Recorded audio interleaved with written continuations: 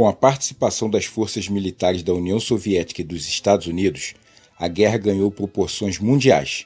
Formaram-se, então, dois grandes blocos em conflito: potências do eixo, que eram Alemanha, Itália e Japão, e potências aliadas, Inglaterra, Estados Unidos e União Soviética.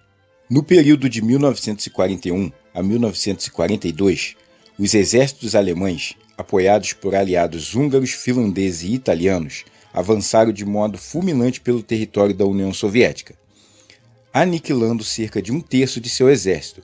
A agressão nazista foi aproveitada pelo governo de Stalin para fortalecer a vontade de resistência da população soviética contra os invasores.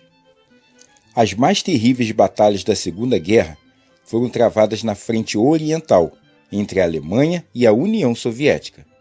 Foi na luta contra os soviéticos que Hitler concentrou a maior parte do exército alemão, seus melhores equipamentos militares e as tropas de elite nazistas. Na luta contra os nazistas, morreram cerca de 20 milhões de soviéticos, dos quais quase a metade eram civis. Em setembro de 1942, tropas blindadas do exército alemão entraram em Stalingrado, onde foi travada uma das mais sangrentas batalhas da Segunda Guerra. O comando alemão percebeu a enorme dificuldade de prosseguir a luta, mas recebeu ordens diretas de Hitler para não retroceder. A partir de novembro de 1942, uma grande contraofensiva do exército soviético resultou na rendição das tropas alemãs. Em fevereiro de 1943, pela primeira vez na guerra, um general alemão chamado Friedrich Paulus e seu exército foram obrigados a se render. A Batalha de Stalingrado colocava fim ao mito da invencibilidade alemã. Depois dos episódios de Stalingrado, os soviéticos tomaram a iniciativa dos ataques e foram conquistando um por um os territórios dos países antes controlados pelos nazistas, como a Finlândia, Bulgária, Hungria, Romênia, Polônia e Tchecoslováquia. Mantendo esse avanço, os soviéticos foram os primeiros no final da guerra a entrar vitoriosamente em Berlim.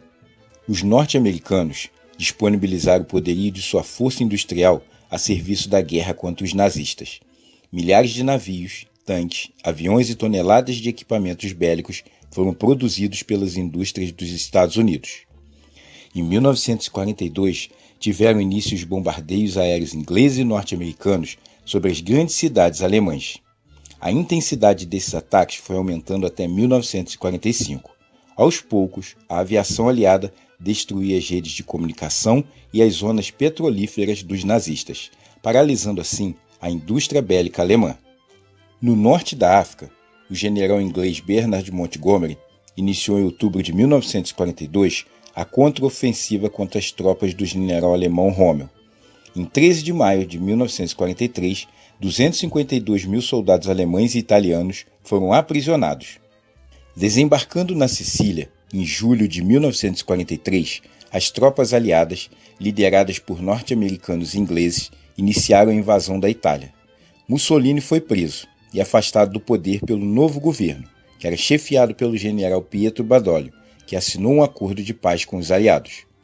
Porém, Mussolini ainda contava com a proteção dos alemães, que dominavam o norte do país. Os nazistas investiram sobre a Itália, ocupando Roma e libertando Mussolini, que fundou a República Social Italiana. Logo depois, Mussolini voltou a ser preso pelas tropas italianas da resistência antinazista, sendo imediatamente executado. Os aliados retomaram a ofensiva em território italiano, reconquistaram Roma e avançaram até o norte do país, onde as tropas alemãs ainda ofereciam resistência.